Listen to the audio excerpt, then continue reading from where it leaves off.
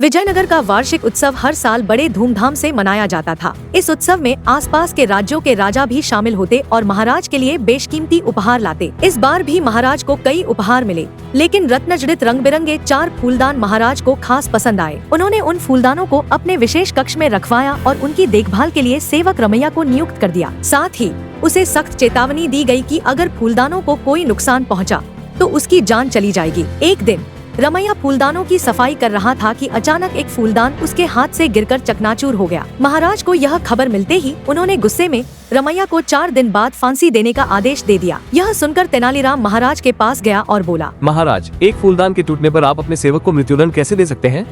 यह नाइंसाफी है। लेकिन गुस्से में भरे महाराज ने तेनालीराम की बात को नजरअंदाज कर दिया। तेनालीराम ने तब रमैया के पास जाकर कहा, तुम चिंता मत करो, मैं तुम्हें बचा लूंगा। बस तुम मेरी बात ध्यान से सुनो और फांसी के समय वही करो। रमैया ने सहमति में सिर हिलाया। फांसी का दिन आया। महाराज भी वहाँ मौजूद थे। रमैया से उसकी अंतिम इच्छा पूछी गई। उसने कहा, मुझे बचे हुए 3 फूलदानों को देखना है, जिनकी वजह से मुझे फांसी दी जा रही है। महाराज ने आदेश दिया कि फूलदान लाए जाएं। जब फूलदान सामने लाए गए तो रमैया ने तेनालीराम के बताए अनुसार तीनों फूलदानों को जमीन पर गिराकर तोड़ दिया। यह देखकर महाराज गुस्से में चिल्लाए, तुमने ऐसा क्यों किया? जानते हो इसका अंजाम क्या हो सकता है? रमैया बोला, महाराज, अगर एक फूलदान टूटने पर मुझे फांसी दी जा रही है, तो जब ये 3 फूलदान भी टूटेंगे तो 3 और लोगों को मौत की सजा दी जाएगी। मैंने इन्हें तोड़कर उन 3 निर्दोषों की जान बचा ली। फूलदान इंसानों की जान से ज्यादा कीमती नहीं हो सकते।